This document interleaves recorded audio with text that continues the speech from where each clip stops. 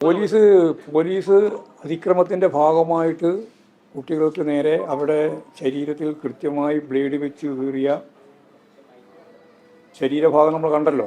അപ്പോൾ ആരോപണ പ്രത്യാരോപണമുണ്ട്. ഇനിയിപ്പോൾ പ്രത്യേക സംവിധാനമാക്കേണ്ടി വരും.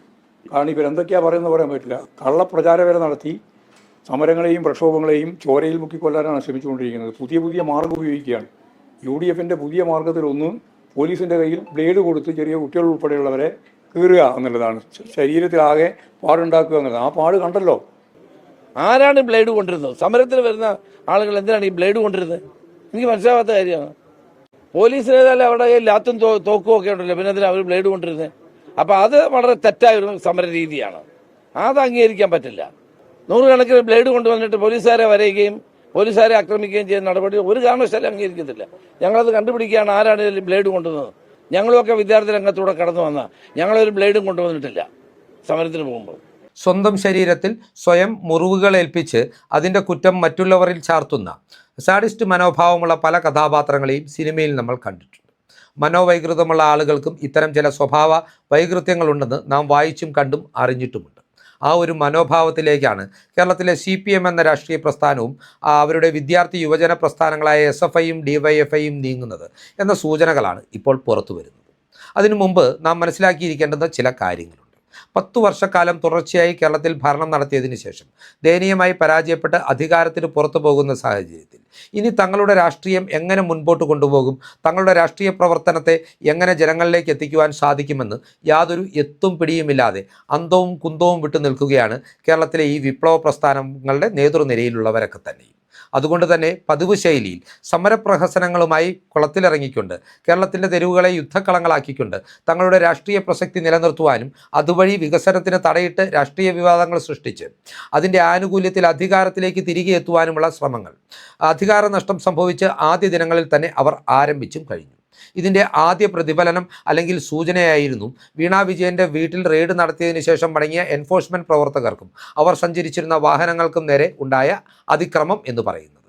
എന്നാൽ CPMന് ഇവിടെ വെല്ലുവിളിയായത് ആഭ്യന്തരമന്ത്രിയായിട്ടുള്ള രമേശ് ചെന്നിത്തലയുടെ ഇച്ഛാശക്തിയായിരുന്നു. ഈ അതിക്രമങ്ങൾ നടക്കുമ്പോൾ കേരള പോലീസ് നിർവീര്യമായിരുന്നു, നിഷ്ക്രിയമായി നോക്കി നിൽക്കുകയായിരുന്നു എന്ന ആരോപണം ഉയർന്നതിന് തൊട്ടു പിന്നാലെ തന്നെ DGPയെ തന്നെ വിളിച്ചു വരുത്തി ഈ വിഷയത്തിൽ കർശന നടപടിയെടുക്കണമെന്ന് ആഭ്യന്തരമന്ത്രി ഉത്തരവ് നൽകുകയായിരുന്നു.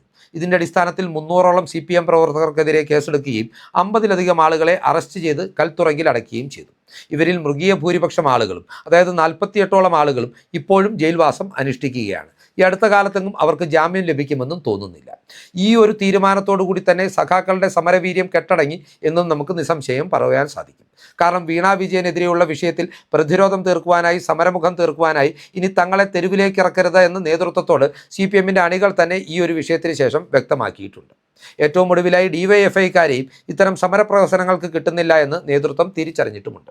കാരണം കാഫിർ സ്ക്രീൻഷോട്ട് അടക്കമുള്ള വിഷയങ്ങളിൽ SIT അന്വേഷണം കാര്യക്ഷമമാക്കുകയും DYFIയുടെ പ്രാദേശിക നേതാക്കളെ അറസ്റ്റ് ചെയ്യുകയും ചെയ്ത സാഹചര്യത്തിൽ വെളിവായുള്ള വർത്തമാനങ്ങൾ പറയുകയും വെല്ലുവിളികൾ മുറക്കുകയും ചെയ്തതല്ലാതെ തെരുവിലേക്ക് സമരവുമായി ഇറങ്ങുവാൻ DYFIയുടെ പ്രവർത്തകരോ നേതാക്കളോ കൂട്ടാക്കിയിട്ടില്ല എന്നതാണ് വസ്തുത. അതുകൊണ്ട് തന്നെ കുട്ടിക്കുരങ്ങുകളെ കൊണ്ട് ചുടുചോറ് വാരിക്കുന്നത് പോലെ SFIക്കാരെ ഉപയോഗിച്ച് സംസ്ഥാനത്ത് സമാനതകളില്ലാത്ത ആക്രമണം അഴിച്ചുവിടുവാനും അതിൻ്റെ പേരിൽ കേരള പോലീസിൻ്റെ മേൽ കുറ്റം ചാർത്തുവാനുമുള്ള ഗൂഢതന്ത്രമാണ് കഴിഞ്ഞ ദിവസം CPM ആസൂത്രണം ചെയ്ത് നടപ്പാക്കിയത്. അതിൻ്റെ ഭാഗമായിട്ടാണ് തിരുവനന്തപുരത്തെ സെക്രട്ടേറിയറ്റ് മാർച്ച് നടത്തിയ SFI പ്രവർത്തകർക്കെതിരെ പോലീസ് ബ്ലേഡ് ഉപയോഗിച്ച് ആക്രമണം നടത്തിയെന്ന ആരോപണം അവർ അഴിച്ചുവിട്ടത്. ഈ ഒരു വിഷയം, ഈ ഒരു ആരോപണം കൃത്യമായി ഏറ്റെടുത്തുകൊണ്ട് സമരമുഖത്തേക്ക് എത്തിയതും സമരക്കാരെ ആശ്വസിപ്പിച്ചതും ഇതിനെതിരെ കേരള പോലീസിന് നേരെ തിരിഞ്ഞാക്രോശിച്ചതും പ്രതിപക്ഷ നേതാവായിട്ടുള്ള പിണറായി വിജയൻ്റെ മകളുടെ 2ാം ഭർത്താവും മുൻ മന്ത്രിയും ഇപ്പോഴും MLAയുമായിട്ടുള്ള മുഹമ്മദ് റിയാസാണ്. ഈ വിഷയത്തെക്കുറിച്ച് കൂടുതൽ പ്രതിപാദിക്കുന്നതിന് മുമ്പായി മുഹമ്മദ് റിയാസ് അടക്കമുള്ള CPM നേതാക്കളുടെ ആ മാരക പ്രകടനങ്ങളും SFI കുഞ്ഞുങ്ങളുടെ കരച്ചിലുമടങ്ങുന്ന വീഡിയോ ദൃശ്യങ്ങൾ നമുക്കൊന്ന് കണ്ടു നോക്കാം.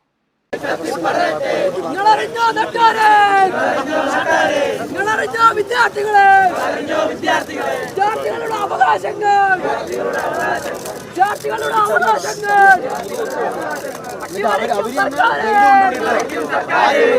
ഇത്രയും മീഡിയാസ് ഇവിടെ ഉണ്ടായിരുന്നു. അവര് എന്നെ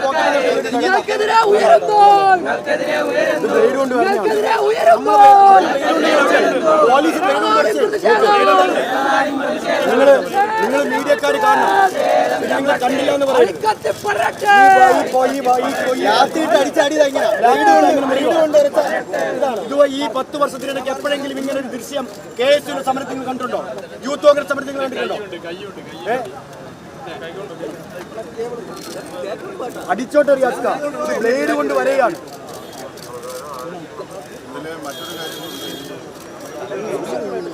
പെൺകുട്ടിയെ വൈറ്റ് ചവിട്ടാണ്, വൈറ്റാണ് ചവിട്ടി പെൺകുട്ടിയുടെ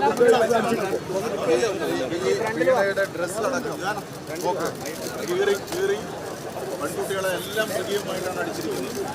സാധാരണ നിലയിൽ ഉള്ളതല്ല. വനിതാ പോലീസിന്റെ ഒരു സാന്നിധ്യമില്ലാതെയാണ് ഈ പെൺകുട്ടിയുടെ ഡ്രസ് അടക്കം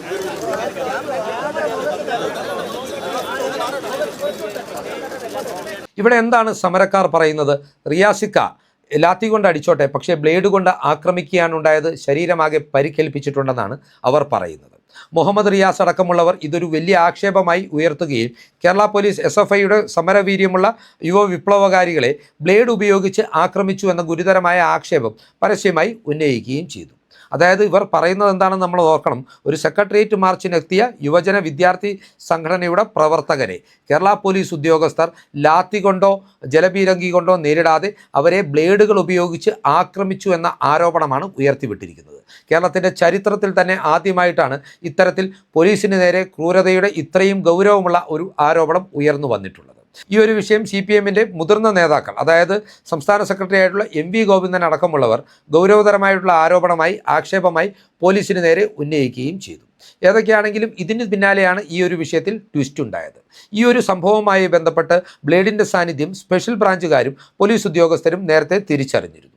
ഈ ബ്ലേഡുകൾ കൊണ്ടുവന്നതും സ്വയം പരിക്കേൽപ്പിച്ചതും SFIക്കാർ തന്നെയാണെന്നുള്ള വാദമുഖമാണ് അവർ കൃത്യമായി ഈ ഒരു വിഷയത്തിൽ റിപ്പോർട്ട് തേടിയ ആഭ്യന്തരമന്ത്രി രമേശ് ചെന്നിത്തലയ്ക്ക് മുമ്പിൽ അവതരിപ്പിച്ചത്. അതുകൊണ്ട് തന്നെ ഈ ഒരു വിഷയവുമായി ബന്ധപ്പെട്ട് പ്രതികരണം ആരാഞ്ഞപ്പോൾ മാധ്യമങ്ങൾക്ക് മുമ്പിൽ ആർജവത്തോടുകൂടി മറുപടി പറയുവാൻ രമേശ് ചെന്നിത്തലയ്ക്ക് സാധിച്ചു. കയ്യിൽ ലാത്തിയുള്ള പോലീസ് എന്തിനാണ് പിന്നെ ബ്ലേഡുമായി വരുന്നത് എന്ന ചോദ്യമാണ് രമേശ് ചെന്നിത്തല ഇവിടെ തിരികെ ചോദിച്ചത്. അതുപോലെ തന്നെ ആ ഒരു പ്രതികരണത്തിൻ്റെ വേളയിൽ കൃത്യമായ ഒരു പ്രഖ്യാപനവും അദ്ദേഹം നടത്തുകയുണ്ടായി. അദ്ദേഹം നടത്തിയ പ്രഖ്യാപനം ഇത്തരത്തിലുള്ളതായിരുന്നു.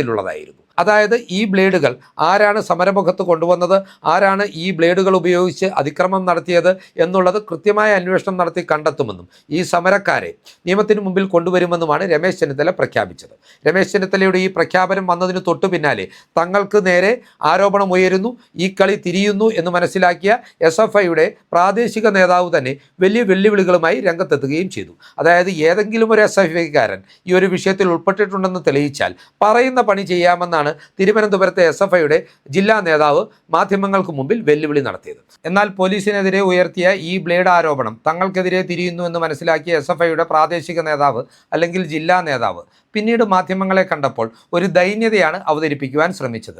സമരമുഖത്ത് തങ്ങളെ വല്ലാതെ പീഡിപ്പിക്കുന്നുവെന്നും തങ്ങൾ ചവിട്ടും തൊഴിയും ഏൽക്കേണ്ടവരാണോ എന്നുമുള്ള ചോദ്യമാണ് അദ്ദേഹം ഉന്നയിച്ചത്. വലിയ മൃഗീയമായിട്ടുള്ള ആക്രമണങ്ങൾ തങ്ങൾക്ക് നേരെ അഴിച്ചുവിട്ടു എന്നാണ് അദ്ദേഹം പറയുന്നത്. ബ്ലേഡ് ആക്രമണം എന്നുള്ള ആരോപണം തന്നെ ഒഴിവാക്കിക്കൊണ്ട് ഒരു സഹതാപം പിടിച്ചു പറ്റുവാനുള്ള ദൈന്യതയാണ് ഈ നേതാവിൻ്റെ പ്രതികരണത്തിൽ ഉടനീളം നമുക്ക് കാണുവാൻ സാധിക്കുന്നത്. ആ ദൃശ്യങ്ങളുടെ പ്രസക്ത ഭാഗങ്ങൾ നമുക്കൊന്ന് കണ്ടതിന് ശേഷം ബാക്കി വിഷയങ്ങൾ അവതരിപ്പിക്കാം. അപ്പോൾ ഏകപക്ഷീയമായ അക്രമമാണ്, ഏകപക്ഷീയമായി. ഇത് SFIയെ മാത്രം, ഇടതുപക്ഷ സംഘടനകൾ ഇതൊക്കെ സഹിക്കാനും ഇതൊക്കെ അനുഭവിക്കാനും ഇതൊക്കെ എല്ലാ വ്യാജ പ്രചരണങ്ങളും അടിയും കുത്തും എല്ലാ അക്രമവും കേസും അറസ്റ്റും ഒക്കെ ഭരിക്കാനുള്ളവരാണെന്നും അവരിതൊക്കെ അനുഭവിക്കേണ്ടവരാണെന്നുള്ളൊരു പൊതുബോധം ഉണ്ടാക്കി വെക്കുകയും ചെയ്യുന്നു.